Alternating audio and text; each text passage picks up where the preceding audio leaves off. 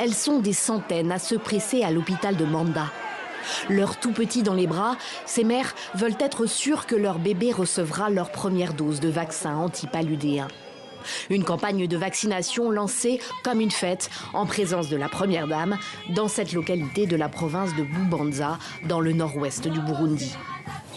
Le paludisme reste la première cause de maladies et de décès en Afrique et au Burundi, particulièrement chez les jeunes enfants et les femmes enceintes. Les enfants de moins de 5 ans sont les plus vulnérables à cette maladie mortelle, d'où la nécessité d'une action urgente et concertée. Ce sont les enfants de 6 à 11 mois qui sont concernés par cette première phase de vaccination. La campagne, préparée par le ministère burundais de la Santé, est financée par Gavi, l'Alliance du vaccin, une organisation internationale qui rassemble des acteurs privés et publics, notamment l'Organisation mondiale de la santé, l'UNICEF ou la Banque mondiale. Le Burundi est le 18e pays à intégrer le vaccin contre le paludisme dans son programme de vaccination de routine avec le soutien de Gavi.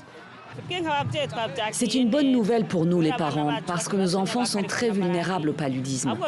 On est reconnaissant parce qu'à partir d'aujourd'hui, ils ne vont plus tomber malades car ils seront vaccinés. Chez nous, il y a trop de moustiques, donc les enfants tombent souvent malades. Moi, j'ai failli venir avec tous mes enfants, même ceux qui ont plus de 11 mois. Au sein d'une famille, tu ne peux avoir qu'un enfant de cette tranche d'âge. Mais les autres peuvent attraper le paludisme. Alors nous demandons à ce que tous les enfants soient vaccinés. Une initiative saluée par Aluma PSM, une association qui lutte de longue date contre le paludisme au Burundi. Mais selon ce spécialiste de la question, la vaccination ne suffira pas à éradiquer la maladie. Il plaide pour un renforcement des stratégies préventives, distribution de moustiquaires, application d'insecticides sur les murs des maisons privées et aussi assainissement des zones humides. Si vous allez ici, par exemple, dans la zone de Limbo, et là, c'est pas des montagnes, les eaux coulent, etc. Et puis ça stagne. Quand ça stagne, ça devient comme des hôtels pour les moustiques. Donc, pour éviter la prolifération des moustiques, il faudrait vraiment créer une bonne stratégie d'assainissement.